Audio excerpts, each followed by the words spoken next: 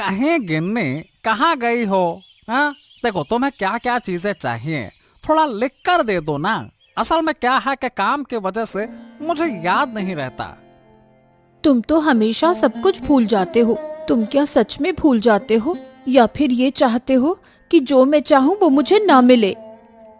अरे नहीं नहीं गिन्नी, ये तुम क्या कह रही हो? देखो, तुम जो चाहती हो क्या मैंने तुम्हें आज तक नहीं दिया? क्या बताओ, क्या नहीं दिया है? क्या बताओ।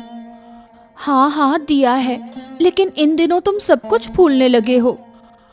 अरे भूल नहीं रहा हूँ, असल में जानती हो रोज नई नई चीजें देना कुछ खास नहीं रहता।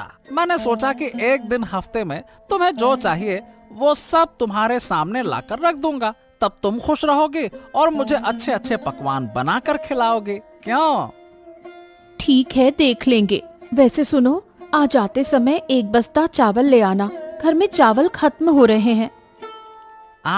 ये लो, बिल्कुल जैसे ही ऑर्डर करोगी सामने ले आकर रख दूंगा। और देखो, चारों तरफ लोग 2 वक्त की रोटी के लिए तरस रहे हैं। हाँ।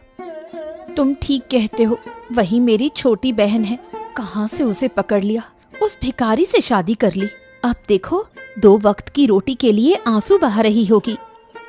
हाँ तो फिर बताओ, तुम्हारे जैसा सुख और कैसे मिला है? अब बताओ, मैंने तुम्हें अच्छे से रखा है या फिर नहीं? बताओ। हाँ, सच में तुम मुझे बहुत अच्छे से रखते हो। मुझे खाने पीने की कोई कमी नहीं होती। हर महीने तुम मुझे 5 साड़ी देते हो और गहनों की तो कोई कमी ही नहीं है। हाँ, और तुम्हारी बहन? हाँ, अरे उसे तो साल भर में एक कपड़ा भी नहीं मिलता।